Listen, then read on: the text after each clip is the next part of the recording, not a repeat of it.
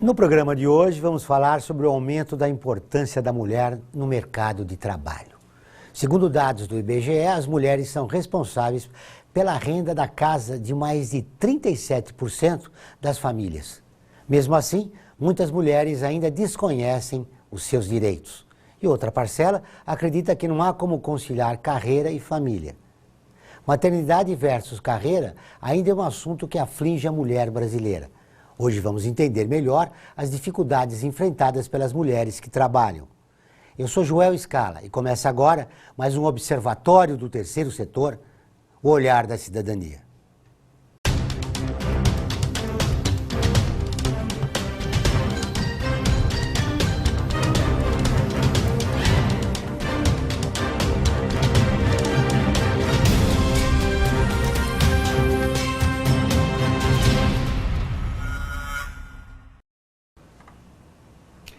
Vamos conversar agora com a psicóloga Flávia Moreno. Tudo bem, Flávia? Tudo bem, Seja tudo bem-vinda ao bem. Observatório Terceiro Setor. Muito obrigada, estou bem feliz de estar aqui. Flávia, é possível conciliar maternidade e mercado de trabalho? Sim, é possível conciliar, mas isso tem gerado um desgaste emocional muito grande por parte dessas mães executivas, trabalhadoras, mulheres de sucesso profissional, o que acaba resultando na procura da clínica psicológica muitas vezes. Flávia, e quais os cuidados que as mulheres devem ter em relação às empresas? Como elas devem comunicar que estão grávidas? Em que momento? Comunicando. Primeiro que a gravidez ela é uma dádiva, né? Então não há por que a gente se envergonhar disso.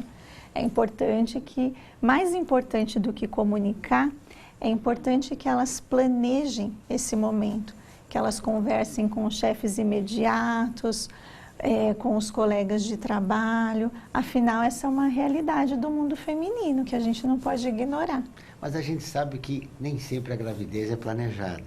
É verdade. Como se comunica à empresa uma gravidez que não é planejada? Embora seja uma situação bem difícil, Joel, a gravidez em si já é um momento delicado. Já é um momento de incertezas, em que a mulher sofre por temer a competitividade, a maneira como isso vai chegar à empresa, se ela vai ser substituída por isso, enfim. Mas não vejo outro meio que não a franqueza, né? Que é de chegar para o chefe e dizer, olha, eu estou grávida, mas eu gosto muito do que eu faço, como a gente pode fazer para conciliar essas duas realidades que tanto me satisfazem. O que elas temem é o preconceito que existe, né? Não só na Sim. sociedade, como nas empresas. Mas eu tenho percebido que, em geral, até pelos meses de licença maternidade, o mundo vem mudando em torno disso, né? A gente tem países que têm 410 dias de licença maternidade. Hoje, no Brasil, são muitas as entidades que já concedem os 6 meses de licença maternidade. Então, de fato, isso vem mudando. A mulher que fica grávida e continua no trabalho, ela tem uma tendência a se acomodar. Como fica a mulher na gravidez continuando no trabalho naquele período que ela precisa, até nascer o seu filho? É um período delicado, realmente, porque ela tem que se dividir entre uma vida muito dependente, né? Ela precisa amamentar, tem uma série de cuidados, o corpo dela sofre mudanças e muitas vezes ela tem dores, enfim. É um período delicado, mas que não implica em menos produtividade. Se ela estiver muito empenhada para que as duas áreas da vida que ela valoriza caminhem com balanço, ela consegue. É claro que ela vai precisar de uma rede de apoio, né? A mulher sozinha, diante de uma gravidez, do nascimento de um bebezinho e do trabalho, ela enfrenta uma situação muito mais difícil. Mas se ela tiver, por parte da família, por parte do trabalho, apoio nesse sentido, ela consegue, como muitas vêm conseguindo. As grandes organizações hoje, elas têm esse tipo de apoio para a mulher que fica grávida no trabalho? Isso são casos individuais. Em algumas empresas mais, em outras menos. Aí é que entra uma questão importante. Então, quando a mulher vai selecionar, escolher o seu ambiente de trabalho, é algo que ela precisa pensar, né? Qual é a filosofia de trabalho dessa empresa? Existe preocupação com o desenvolvimento humano? Não existe? Porque se não existir, talvez não seja um bom lugar, né, para ela que ela esteja. Até que ponto a opinião de outras pessoas influencia a decisão da mulher em relação à maternidade? Muito. Influencia muito. É. Porque as mulheres, elas Quem colhem é o principal opiniões. influenciador? O parceiro, o chefe de trabalho? O parceiro, a mãe, né? As mães, elas têm um poder muito grande, tanto para apoiar no sentido de contribuir, como também para contaminar, né? Dependendo da situação. E o parceiro, né? Eu vejo que, pelo menos dos casos que eu venho acompanhando, são as figuras mais protagonistas nessa história. Principalmente quando a maternidade não é planejada. Porque aí é um susto, né? E aí o que fazer? Daqui 9 meses teremos um terceiro membro na família, né? E como que vai ser? A gente está falando das mulheres executivas, que estão no topo, né, da sua carreira profissional, mas e trabalhadoras também de nível médio? Essas sofrem mais preconceitos. Eu não sei te dizer se sofrem mais, né? É difícil a gente mensurar a dor, né? Mas também passam por situações difíceis, né? Tem uma idade, que eu estava comentando um pouquinho antes com você, em torno dos 35 anos, que é um momento em que a mulher já alcançou um certo auge profissional, ela já está mais consolidada no mercado de trabalho, e se ela não é mãe, ela sente o peso da questão cronológica. Eu preciso ter um filho antes dos 40, por conta dos riscos da gravidez tardia e de todos os mitos que existem em torno disso, mitos e verdades também, né? E então esse fator da idade conta bastante. Eu tenho a impressão que quanto mais o tempo passa, mais peso a decisão tem. E esse fator pode prejudicar a carreira dela?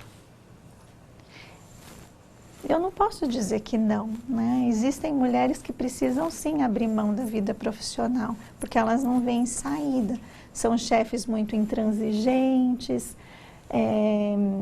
pouca flexibilidade no ambiente profissional.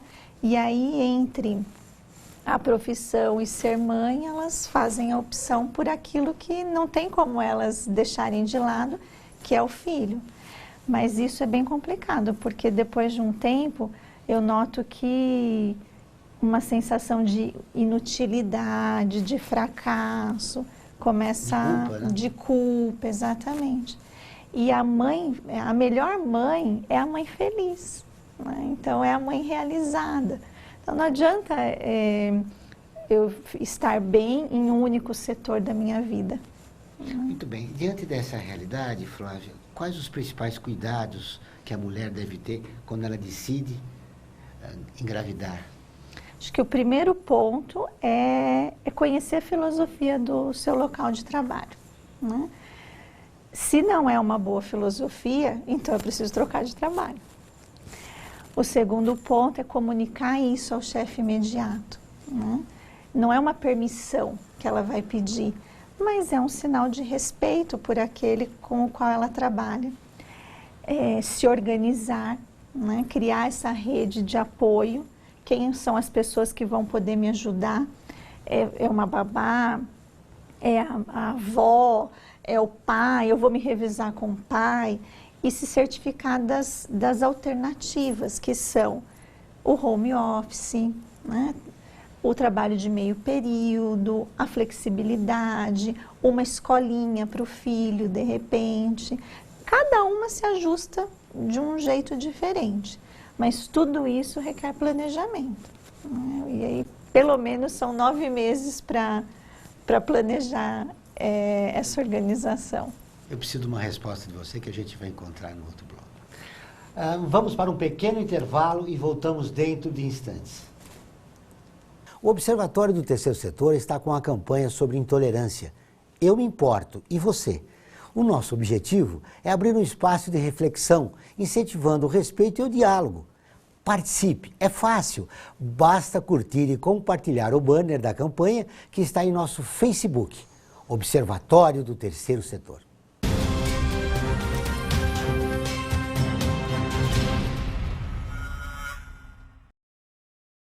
A FUNASP colabora com a USP nas relações entre fundações por meio de fóruns, simpósios, seminários, pesquisas e intercâmbio de informações, além do seu investimento na área social. Para melhores informações, entre no nosso site www.funasp.org.br. FUNASP, um marco entre o universo acadêmico e a sociedade.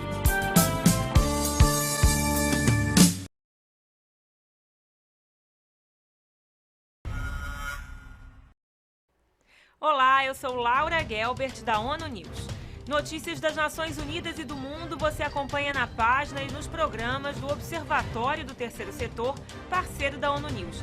E para acompanhar diretamente a ONU News em português, acesse nossa página e redes sociais. Até lá!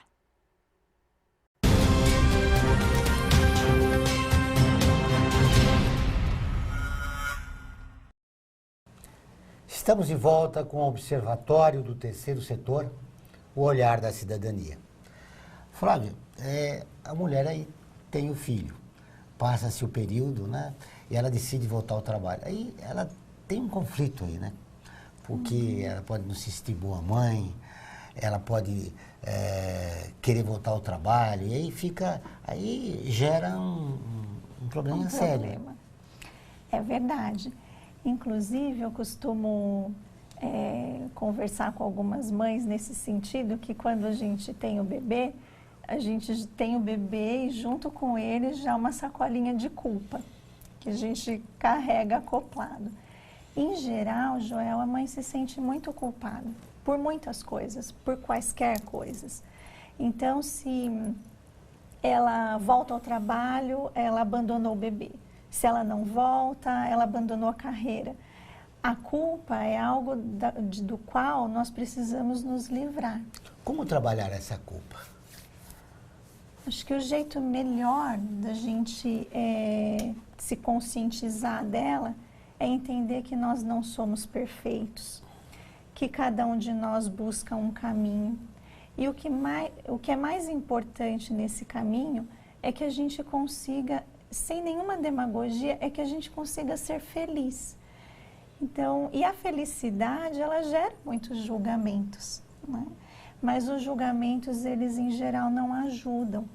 Então, a mulher precisa estar bem primeiramente com ela, estar bem com aqueles que lhe são importantes. Os demais são acessórios.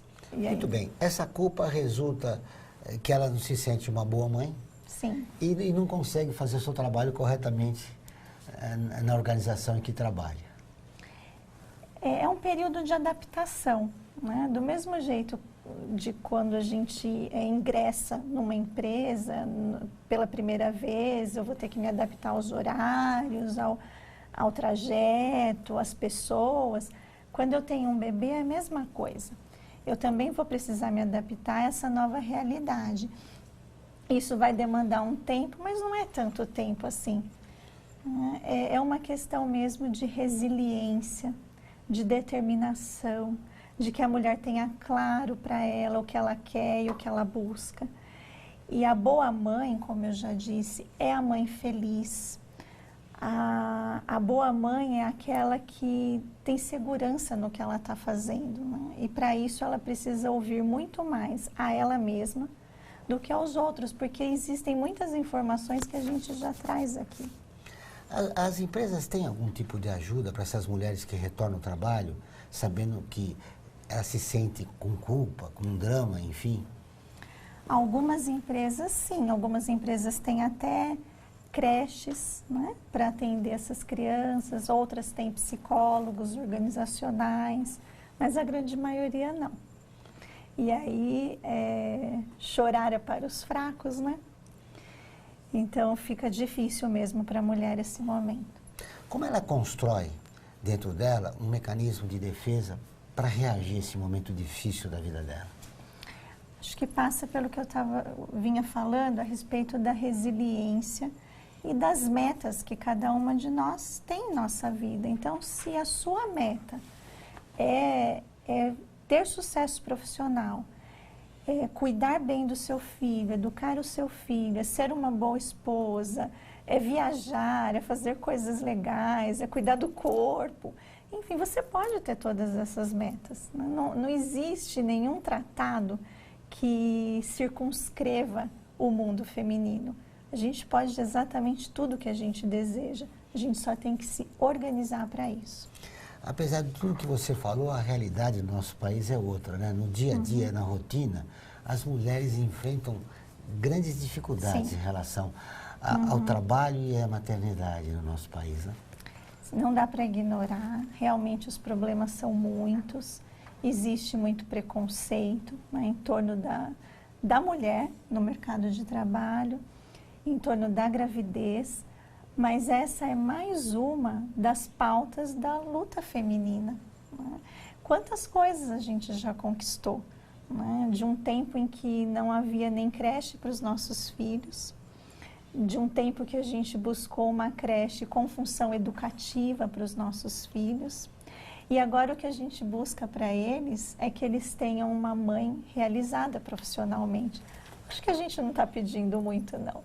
Quando você fala das dificuldades que a mulher enfrenta, né, esse drama que acontece da volta dela ao trabalho já mãe, que cuidados ela devia tomar e como ela consegue enfrentar isso? Por quanto tempo ela vai, esse período do conflito? Isso varia, né? Vai depender muito de como a mulher enfrenta os conflitos gerais. Existem mulheres que são mais resistentes à frustração, que são mais reativas diante dos problemas, e aí provavelmente ela vai enfrentar isso em um período menor. Mas existem mulheres que têm uma fragilidade emocional maior e talvez elas precisem de muito tempo para isso. Talvez elas precisem, por exemplo, de apoio psicológico para isso. E em relação à depressão pós-parto, que faz a mulher voltar mais rápido ao mercado ou atrasa a sua volta, como é que ela lida com isso? Em geral, atrasa. A depressão pós-parto é um sofrimento psíquico muito grande. A mulher fica bastante desestruturada, desestabilizada. E se ela não tiver apoio suficiente, apoio profissional, inclusive, muitas vezes medicamentoso, isso pode se prorrogar por muitos anos. Existe uma orientação? A executiva, a mulher que ocupa um lugar expressivo no mercado de trabalho, ela quer ser mãe. Existe algum tipo de orientação explicando depressão, o drama, o conflito, o preconceito? Alguma coisa que a mulher possa se fortalecer para enfrentar esse momento? Acho que uma orientação, um guia escrito, alguma coisa nesse gênero, nós não temos, né?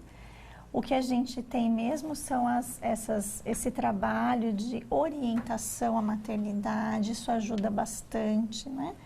É um trabalho preventivo, eu tenho visto que traz bastante benefícios e acho que, em geral, a principal orientação é que ela não desista da maternidade. Se é algo que é um desejo, que vem para complementá-la, não tem por que abrir mão disso por conta daquilo, né? É um modo muito cartesiano de pensar. Nós podemos, sim, ter isso e aquilo. Flávia, você é mãe?